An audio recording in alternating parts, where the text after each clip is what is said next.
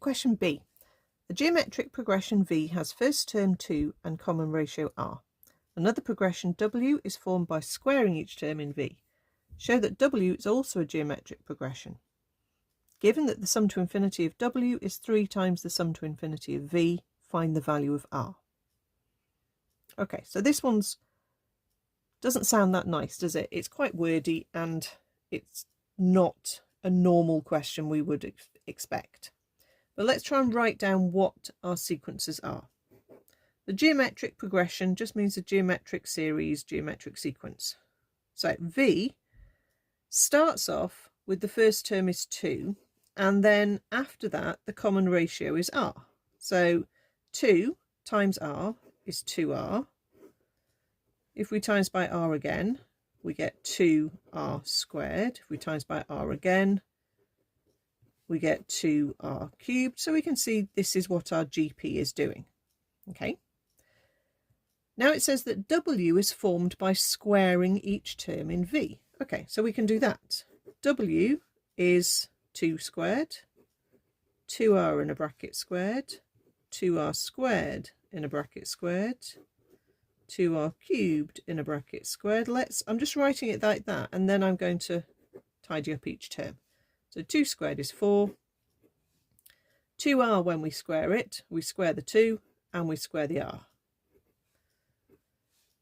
When we square 2R squared, we're going to square the 2 to get a 4. Squaring R squared, we can times our powers together, so that gives us R to the 4. And then here 2 gets squared to be a 4. R cubed squared, again times those powers, you get R to the 6, etc, etc. And then this is a GP because the common ratio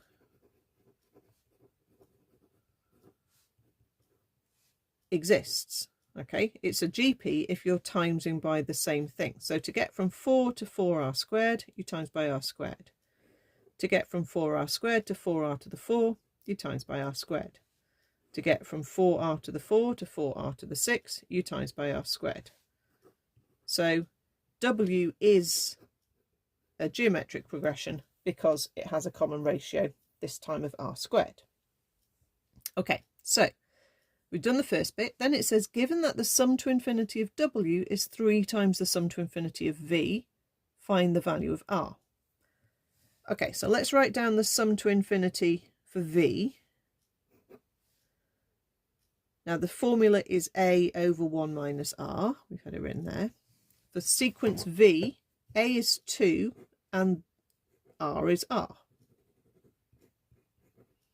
So we get 2 over 1 minus R.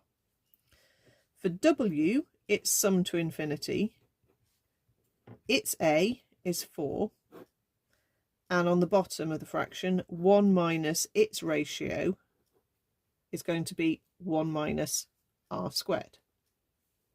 So then if we set this equation up, W's sum to infinity is 3 times V's sum to infinity. So there's our equation, and we can solve this to find R. So I can times those together to make a 6, and I can times up by each of these two denominators. So I get 4 lots of 1 minus R equals 6 lots of 1 minus R squared. Now you may spot that that factorizes, and then you can cancel out a factor, but I think I'll just go for timesing out and gather things together. I can divide through by 2 and I can factorize.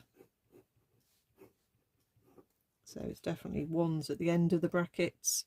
I need a minus on my 3R and I need a plus on my 1R to make the middle terms work. So that will give me R is equal to minus a third, or R is equal to 1. Now it's not R is equal to 1, because when R equals 1, you are not going to get a sum to infinity. because it has to just be below 1. Okay, so you don't even get a sum to infinity. If this sequence goes 2, 2, 2, 2 all the way along, because r is just a timesing factor of 1, that doesn't actually even have a sum to infinity. Okay, so you can just get rid of that option altogether, and we found our answer, which is r is -1/3.